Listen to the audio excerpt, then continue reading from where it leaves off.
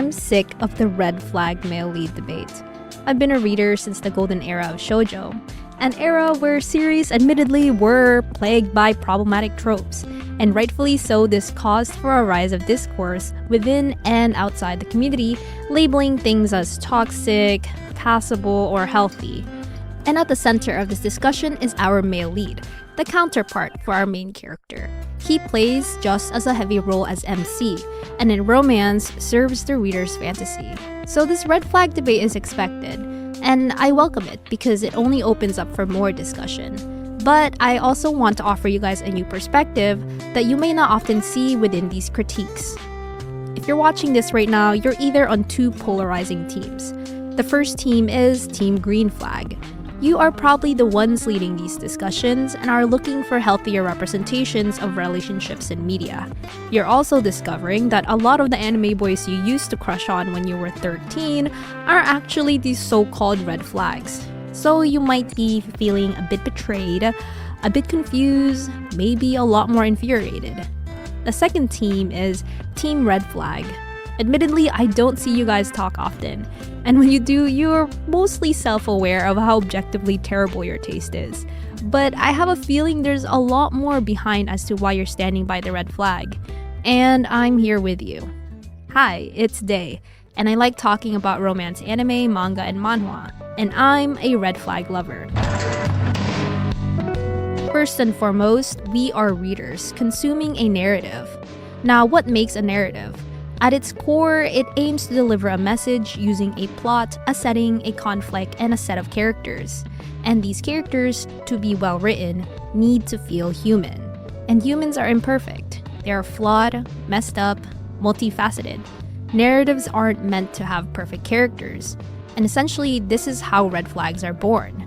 The authors, or the mangakas, or the artists, they want to tell a story around flawed characters. Maybe terrible characters even, and it makes for interesting stories.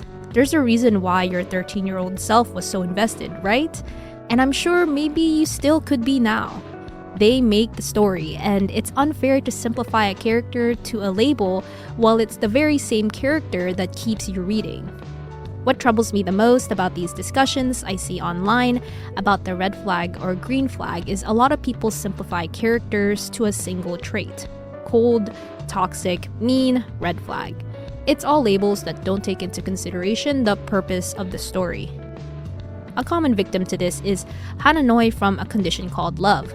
We see Hananoi is quite obsessive and overbearing towards the MC, Hotaru, but people miss the fact that this red flag trait of his is a part of the narrative and is consistently revisited. I'll be honest, I was turned off by Hananoi too when I read the manga, and it wasn't until I revisited the series through the anime when I realized what the whole point of the story was. And it's to address this problematic side of Hananoi. A lot of people in these discussions bring up the point of accountability. Some readers can digest stories similar to Hananoi's as long as they're held accountable. While I agree, there's also a side of me that wants to bring another perspective, and that brings me to my next point. We are all different readers. We all have different preferences, likes and dislikes, priorities. We don't all read for the same purpose. Some may be reading for soul entertainment. Some may be reading for guidance. Some may be reading for wish fulfillment. There isn't a single correct way to consume media. So to instill morality into media that you don't necessarily like as a way to judge its quality is wholly unfair. Wrong, if I may say. From my personal experience, I read solely for entertainment. While I like absurd characters, sometimes they do unspeakable things, I'm not delusional enough to label such characters as desirable in real life. It's my preference, and I also understand if your preference is to see more realistic depictions of healthy relationships. Some people only consume fluff, and that's completely okay. I want to bring up one of my favorite sayings from one of my favorite YouTubers. Don't yuck my yum, and I fully agree. Readers can have different preferences, and I don't think we have any right to put either on any pedestal. The thing with romance is a lot of people self-project onto characters, to which again, isn't necessarily wrong. Self-inserting yourself into characters in a genre that feeds into fantasies makes sense. We want to ask these questions of whether these characters are dateable or not. compare them to real people in real life. It's a natural human instinct. However, we have to take a step back and think for a moment. Why are you romanticizing fiction in the first place? Yes, I'm talking to myself and you. As an avid reader, it's important to draw the line between reality and fiction. We are often tempted to blur the line between the two. It's okay to feel things towards characters, but take a moment and think about whether you're genuinely losing yourself to some pixels on the screen.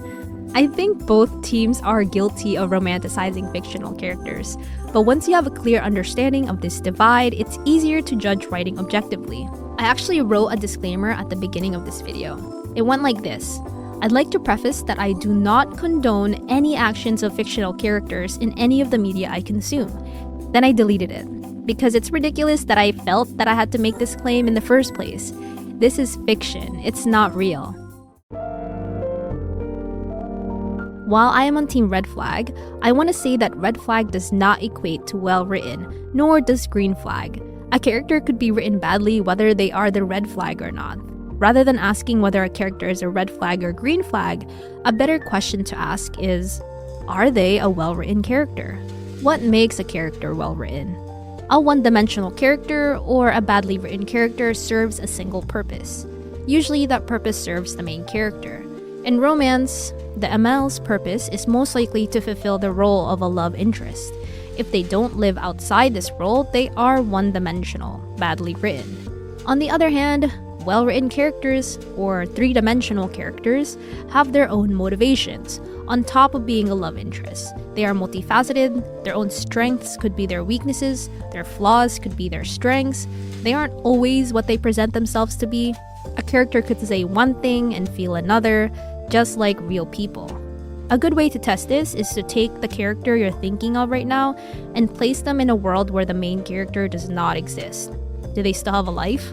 Can they exist on their own and be interesting? Or are they just standing there? At the end of the day, it doesn't really matter whether you prefer the red flag or the green flag. As long as you know the divide between fiction and reality, enjoy the characters you enjoy. But it's also important to judge with a bit more care. Rather than stopping at labels, look into a character and see for yourself whether they're well written or not. If we take this test and apply it to Hananoi, you can see that he has his own life. He has his own fair share of history with his family.